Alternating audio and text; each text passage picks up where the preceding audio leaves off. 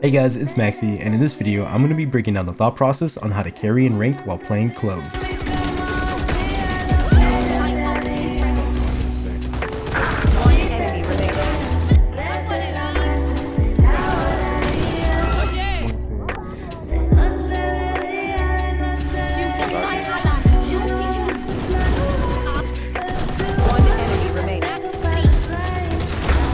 Don't forget to leave a like and subscribe to the channel if you like my content. So Cove dropped yesterday, and after 3 games of playing them, it's already safe to say that they are by far the most fun controller agent to play. He's there. Nice. One. They do best play. If you haven't played them yet, it's like if Brimstone and Reyna had a baby. So get ready to see them permanently locked in your ranked games forever now. Not that I'm complaining. 4K? Good shit. One of the coolest things about them is that if you're dead, you can still have massive impact. Yeah. No, we're getting bottom B. You see this little prompt right here? The smoke recharge is no different than Omen. Except with Cove, you can smoke and help your team while you're dead. Spike planted. No peeking. Gotcha, brother. So while I was yapping, my Cypher heard a pair of footsteps towards our C-Link while Wingman planted. So I smoked off this choke point right here to give this player over here a false sense of security. If the C-Link player gets smoked off, he won't expect somebody walking up behind him through the smoke, and my Cypher gets a freebie. One enemy remaining. Where is everyone hiding? Not ready yet. I don't get it for a while. Looking bomb for you? Dropped in a smoke.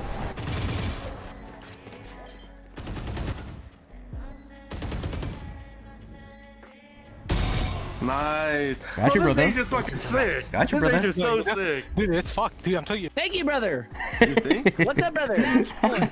After my Cypher takes out the Gecko, he pops ultimate, which completely gives away Chamber's position. My other smoke regenerates, so now I have 2 options: smoke Chamber off B main or smoke off the spike. I prefer smoking the spike in 1v1s like this because it still accomplishes the goal of covering the line of sight for defusing. And if Chamber's B main, he's going to be forced to leave the comfort of B main all the way to where Spike's at just to get some eyes on Spike to make sure the Cypher's not sticking it. My Cypher understands that by tapping the spike, he instantly introduces pressure on the chamber to try to react to stop the spike from being defused. The chamber falls for the pressure and then spams a couple times, and then he has to run, all the while my Cypher is tracking him and just off audio, waits till he's out of position, and then wide swings and catches him completely off guard. Absolute cinema, one might say. But team play potential isn't the best thing about Cove. What makes Cove truly great is how well you can set yourself up to go crazy. For example, in this clip, I see that my Jet's peeking B main aggressively. On the offhand chance that she gets rushed, I have a smoke ready to support and back her up, but she dies instantly. I hear heavy footsteps instantly telling me that it's a rush, so I get on my molly, which is called Metal, which instantly vulnerables and decays anybody in its range by like 90 health, making it great to stop pushes. Since a Jet's on the enemy team, I toss my molly where I usually expect Jets to smoke dash towards. That's because the second she gets hit, I want to be able to spam and instantly deny any space that she's trying to create.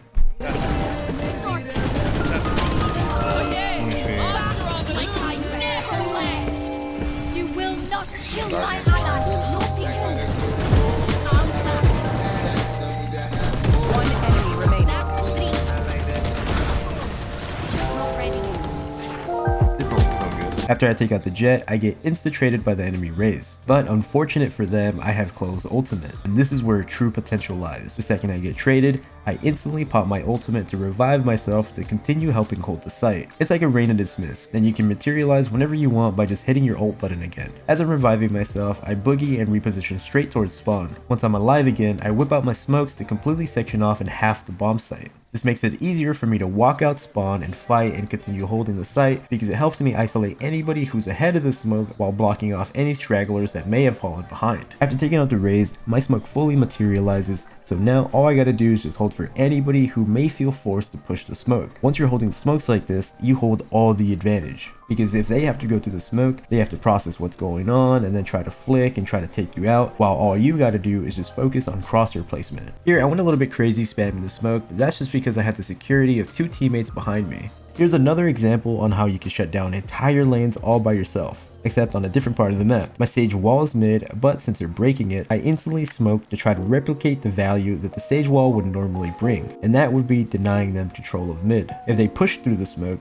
like I mentioned before, they're going to be at a severe disadvantage, so the smoke should hold them at bay. I resmoke it to shave away as much time as I possibly can from the clock, while silently walking around to try to capitalize off my Sky who's dogging up. My focus is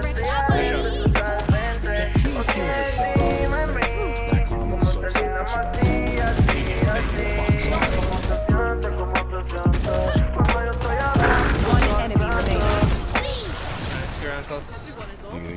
Since my Sky is dogging up mid, I try to get some more value out of it. The second it's getting shot at, it instantly tells me where somebody is, giving me a free pick. I pretty much trade it. After I get that pick, I'm worried about getting traded, so I fall back all the while just laying covering fire, and I end up taking out the jet too. I'm not afraid of any more action here because I also see that my jet's on the big flank towards B main, so I keep up the pressure so we can pinch them together. I have a lot of assurance here because I have my Sage and my Sky right behind me in case if anything goes awry. It doesn't matter though because I'm no stranger to taking on two dudes. Here's another clip showcasing her insane hold it down potential. You wanna, what do you think they do here? You wanna run down B?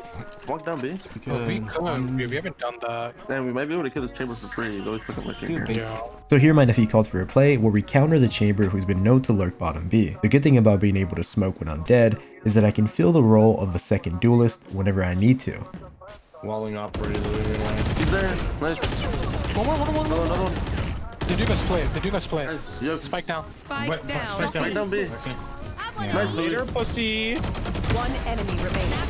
Oh, he did it. 4K? Good shit. As we're walking up, my raise gets taken out, but I'm right there to trade. There's a second player lying in wait though that takes out my Gecko, and as I'm about to swing to try to trade, I notice that she continuously sprays because she's expecting me to swing to try to trade. So I give it a second till she sprays long enough to where her spray is harder to control, forcing her to reset, which gives me an easy pick. After taking on those two dudes at the same time, we hear that the door is being broken, so that tells us they're splitting B. So I instantly smoke off the broken door room to halt their push in its tracks. They don't slow down though, which is fine by me because yet again, like I mentioned earlier, that only works in my favor. They walk into the complete unknown into a crossfire and I get the two easiest picks of my life. Notice how badly the chamber has to readjust his cross replacement. Here's a 1v2 clutch that really showcases how strong she is in clutch scenarios also. Spike planted. 80 on chamber.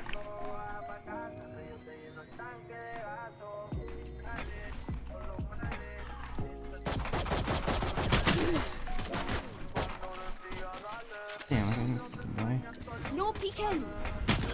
One enemy remaining. Here too. That's just weak, no? Yeah, let him up. Nice. Good round. Nice, Foxy. So here, as I'm shooting Clove, I get blasted in the side by Chamber. I, at this point, know where the last two players are now. So since the last thing that I want is for them to be able to help each other, I smoke off main to isolate the Clove from the Chamber. Chamber makes a huge misplay by continuing the pressure because it allows me to counter spam, and that leaves me in a 1v1 with Clove. From here, I know exactly where they are, so I don't want to give them any room to breathe and I gotta just run them down. They should be 1 HP from my earlier spam, so I don't want to give them an ounce of breathing room. Nice. Good round. Nice, Foxy.